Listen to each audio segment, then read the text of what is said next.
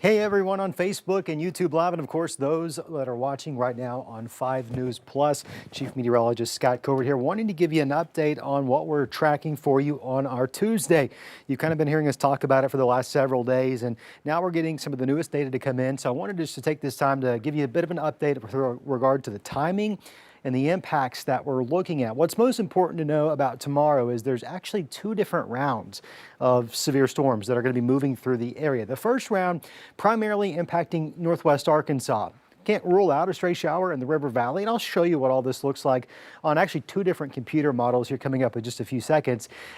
The second round really moves in the afternoon. That one's probably going to impact a lot more of us, and that one's probably going to be a bit more robust, a bit stronger, and has a higher ceiling when it comes to severe weather potential. For that first round tomorrow morning, hail, wind, heavy rain, that's the primary focus.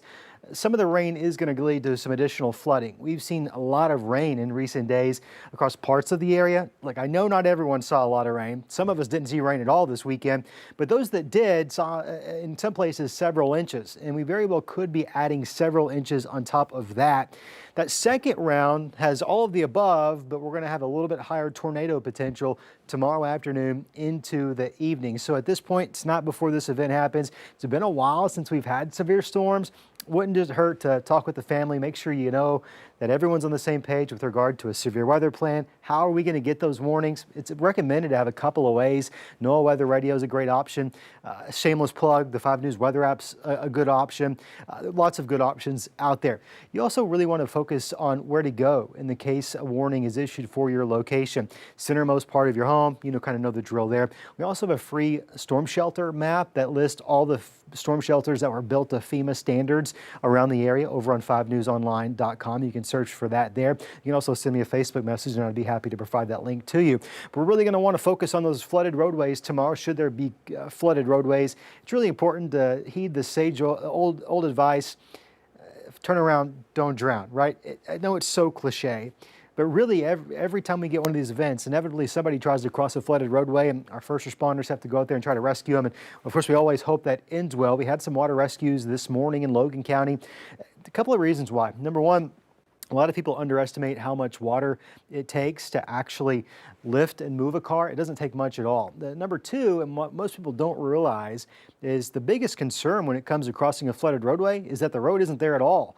Sometimes those rushing floodwaters actually wash out the road, but you don't know that because there's rushing water on top of it, and you don't know till it's too late. You're, of course, going to need the rain gear out there tomorrow as well. Big picture looks like this. Level 2 risk in place right now for the entire 5 News viewing area. This is at a 5, so we're on that relatively lower end of things. This is a map that's produced by some of the best severe weather experts out at the Storm Prediction Center in Norman, Oklahoma. They update this on a schedule every so often, and the next update is going to come out around 1 a.m. this morning. Can't predict what they're going to do, but I wouldn't be surprised. I wouldn't be surprised if parts of the area is upgraded to a level 3. My gut tells me, based off some of the newest data coming in tonight, that would primarily be across portions of the River Valley. And I'll show you why coming up on a couple of computer models, why I think that may be the case. Maybe not. Maybe they don't. Maybe they get some new data in over the next few hours and they don't have to.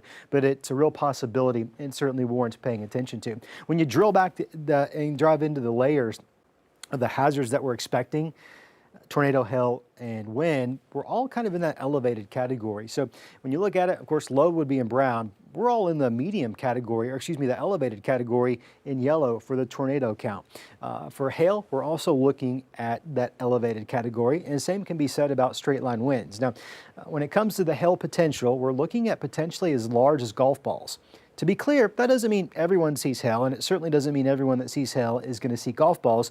But for those storms that do meet their fullest potential, the strongest of those storms out there, they could have some of that golf ball size hail embedded with it. When it comes to the winds, severe weather thresholds say winds in excess of 60 become severe. That's when you see a severe thunderstorm warning. We're looking at 60 to 70 mile potential straight line winds out of those storms tomorrow. Let's talk about some of the timing. I'm going to show you 2 different computer models. This one is what's called the HRRR, the HRRR, stands for High Resolution Rapid Refresh. Probably don't care about that at all. I'm going to show you this one. I'm going to show you another one right after this one. They both have a little bit different ideas as to how tomorrow is going to unfold. Both of them, to be clear, I think are probably wrong to some extent. But the truth is always going to be somewhere primarily in the middle. And that's why I want to show you both of them right here. We have a little bit more time than we do on a traditional newscast to talk about this. Here's 4 a.m. overnight. A couple of spotty sprinkles out there. Not really necessarily a big deal. Our winds are out of the south, so we're pumping in a little bit more humidity. You probably felt the thickness of the air out there tonight if you were out for any period of time at all. It's rather humid, and that's going to continue to be the case, feeding into those thunderstorms as they approach us from the northwest. This is 7 a.m. Probably have some scattered thunderstorms moving into the area. Big cluster, though, you can easily see in the Tulsa region. That's what's moving southeast, and you can see clearly, it doesn't take a rocket scientist to know both of those, all of those, they're pretty strong. You can look at the intensity scale, and we're on the heavier side with some embedded heavy downpours, probably some hail. Question is, how big is it? And there's probably some wind coming out of this as well. This largely tracks north of Interstate 40, this first round does. You'll notice those kind of moving slowly but surely off towards the east there. We get into the afternoon and we start to see the second wave of thunderstorms develop. Now I want to pause here and explain why I think the River Valley, as it stands now, things can change, right? Things can change wildly in about 12 hours.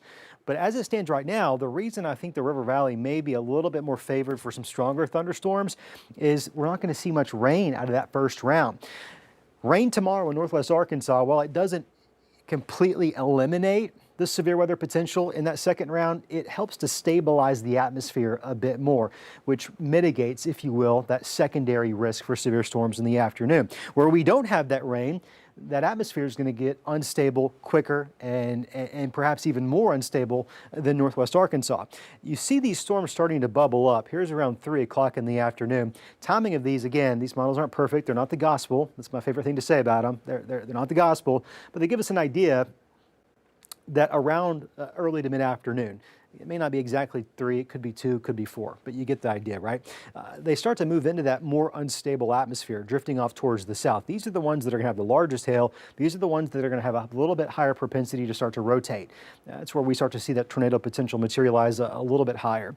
To be clear, I don't think this is going to be the biggest tornado outbreak ever. I think the odds are kind of on the lower end, to be quite frank, but we've not had severe weather in a while, and we all want to be prepared for it. There probably will be a tornado warning or two tomorrow. Question is where. I'm kind of showing you and walking you through why I think the River Valley may be a little bit more prone to it, but this isn't doom and gloom. This isn't the highest end tornado outbreak that we've ever expected. In fact, I wouldn't even call it an outbreak, right? If you see any of that silly stuff floating around the internet, just ignore it. 6 o'clock tomorrow evening, those thunderstorms are still developing off towards the west and southwest. They're becoming more intense with time. The reason why, our cold front's finally starting to work into the area. As it does, not only will it enhance some of those thunderstorms, eventually by 10, 11 o'clock tomorrow night, it'll push a large majority of the worst down into central and eastern Arkansas. Certainly still could be some additional showers going into our Wednesday, so we're not going to be totally done. Those aren't likely to be near as severe, if at all, on Wednesday. And then by the end of the week, we start to see some drier weather. So that's the HRRR, that's the HRRR model. I want to show you our in-house model that's exclusive to us. And you'll notice I didn't put any pause points there, so let me step off the screen here and walk you through that. We'll take it a little bit slower. That was a lot to digest really quickly. Okay, this is going to be overnight. Clouds build in. That first wave starts to move into northwest Arkansas. This is 10 a.m.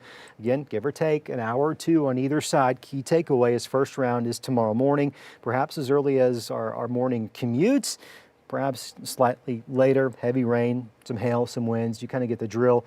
Most of that continuing to stay north of Interstate 40. Now, some of it certainly could track further south. We're getting into the afternoon, though. That front's getting a little bit closer, and you start to see what happens. In a very similar position as those other thunderstorms on the other model, we start to see that activity really intensify as it approaches that I-40 corridor in the River Valley, where that morning rain, those morning thunderstorms, didn't stabilize the atmosphere. This continues pushing off towards the south here. Again, that's 4:30. Let me step off and advance this a little bit further into time. If you have evening plans, heads up. This is what radar could look like. 6 o'clock tomorrow evening, probably a good cluster of strong, likely severe thunderstorms capable of producing all types of severe weather, from tornadoes, hail, and wind, and certainly some flash flooding concern out there as well. This one speeds things up a little bit, pushing a lot of this activity out by 10, 11 o'clock, and then we start to see a mostly dry evening. In terms of the timeline of the worst storms, I want to walk through you our latest thinking here when it comes to the timing of those storms. You can look at this and correlate it to that big map I started with, the big Storm Prediction Center Outlook map. We start with the level 1 risk. That's out of 5, right? And so we're on the lower end with that first morning round. Threat's not zero. It's still there. It's just not zero. By the time we get to the afternoon and those additional thunderstorms are starting to pop up, we advance to that level 2 risk. So we're starting to increase that. If they were to upgrade parts of the area to a level 3, it would probably be somewhere in between this 2, 3, 4, 5, 6 o'clock time frame. Sunset tomorrow evening is at 7:11. And so unfortunately that will give us the potential for some nocturnal thunderstorms, which are really tough. It pretty much means we have live radar and that's about it. Storm spotters, storm chasers obviously aren't going to see a lot out there when it's dark overnight. By the time those storms are starting to exit the region, we'll bump down back again to a level 1. Probably not entirely over with at midnight, but we're starting to see things improve for a lot of us. The other concern for tomorrow, and I know this isn't as attention grabbing as maybe the potential of a couple of tornadoes that we're looking at tomorrow, but I think this is going to impact more people, actually. I think this is a big concern for me going into tomorrow. We've seen a lot of rain, and we're about to add in a few more inches. 2 to 4 is going to be common area-wide. A flood watch in effect now for the entire 5 News viewing area. This runs until Wednesday morning.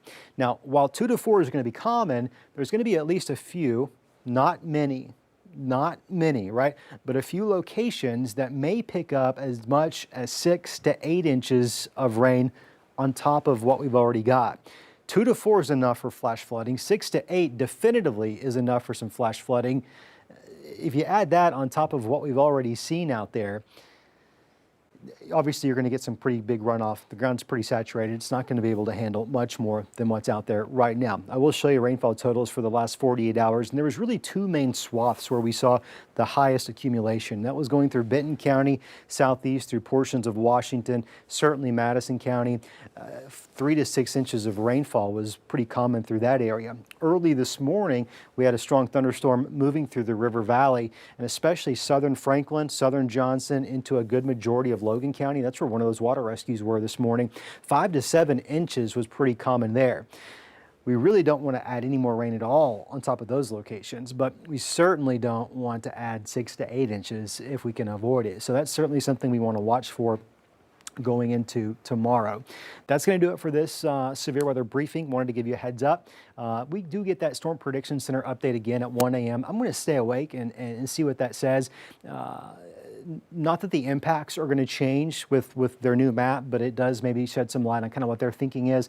I'll be sure to post that on Facebook if you're a night owl or just happen to be up in the middle of the night and want to check that out. I'll post the latest thoughts there. Meteorologist Danny Cassidy is going to be in first thing in the morning. He'll be tracking that morning round, and he'll have the latest on the forecast for the afternoon and evening rounds there as well. If you have any questions, find me on Facebook. I'll be sure to answer as many as I can. We have a 10 o'clock newscast coming up in just under 30 minutes. At that point, it is going to be jam-packed with more data, more timing, and a 10-day forecast. It's the area's only 10-day forecast. And I do have some cooler weather, and I do have some drier weather to show you. I'll share when you can expect that here coming up in just a few moments.